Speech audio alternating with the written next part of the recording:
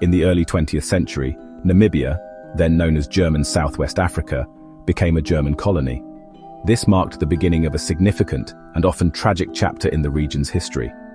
The Herero and Nama, indigenous pastoralists who had lived on the land for generations, faced profound changes with the arrival of German settlers. Their traditional ways of life were disrupted as they were forced to adapt to the new colonial order. Land and water rights were confiscated, and discriminatory laws were enacted to favor the settlers. The indigenous people found themselves increasingly marginalized and dispossessed. The Herero and Nama saw their wealth and status eroded as their resources were taken away. Their once thriving communities began to suffer from poverty and deprivation. Tensions grew as traditional ways of life were undermined. The cultural practices that had defined the Herero and Nama for centuries were increasingly threatened by the colonial presence. The German colonial project viewed indigenous populations as obstacles to their expansion and economic goals. This led to policies that further alienated and oppressed the Herero and Nama. The Herero and Nama faced erosion of autonomy and culture. Efforts to assimilate them into the colonial system often resulted in the loss of their unique cultural identities.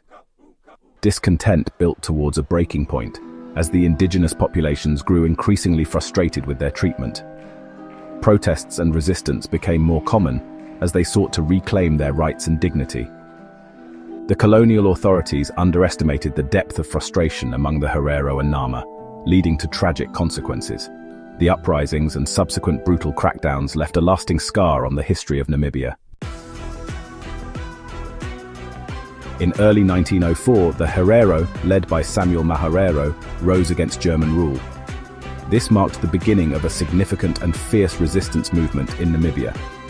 The Herero people, who had endured years of exploitation and harsh treatment under German colonial rule, decided that enough was enough.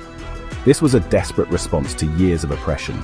The German colonial administration had imposed severe restrictions and exploited the indigenous population, leading to widespread suffering and resentment. The Herero attacked German farms and trading posts. These attacks were strategic, aiming to disrupt the economic foundations of the colonial regime and send a clear message of defiance. The Nama, led by Hendrik Witbooi and Jacobus Marenga, joined the fight.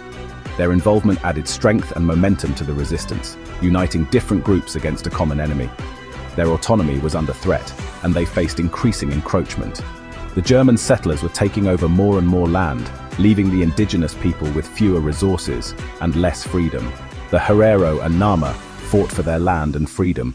They were determined to reclaim their rights and protect their way of life from the invasive colonial forces. The German administration was surprised by the uprising's scale. They had underestimated the resolve and capability of the indigenous resistance. Initial German responses were disorganized.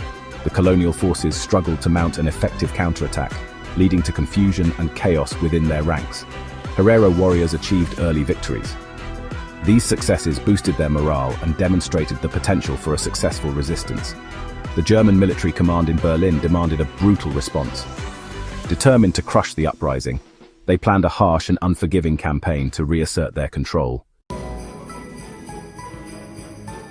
The German Empire responded with overwhelming force, determined to crush any resistance and assert its dominance in the region. Lieutenant General Lothar von Trotha was given command, a man known for his ruthless tactics and unwavering loyalty to the empire. Von Trotha believed in total war and extermination, a brutal strategy aimed at complete annihilation of the enemy. In August 1904, German forces cornered the Herero at Waterberg Plateau, a decisive moment in the conflict. The Herero fled into the Omaheke Desert, hoping to escape the relentless German pursuit. Von Trotha ordered his troops to seal off the desert, preventing access to water, a tactic designed to ensure their slow and painful demise.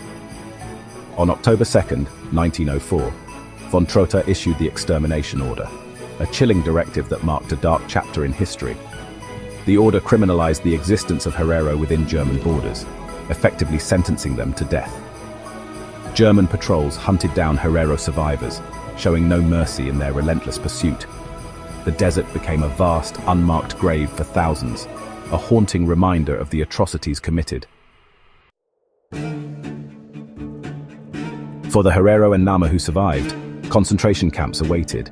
These camps were sites of forced labor, starvation, and extermination, Prisoners faced brutal treatment and appalling conditions.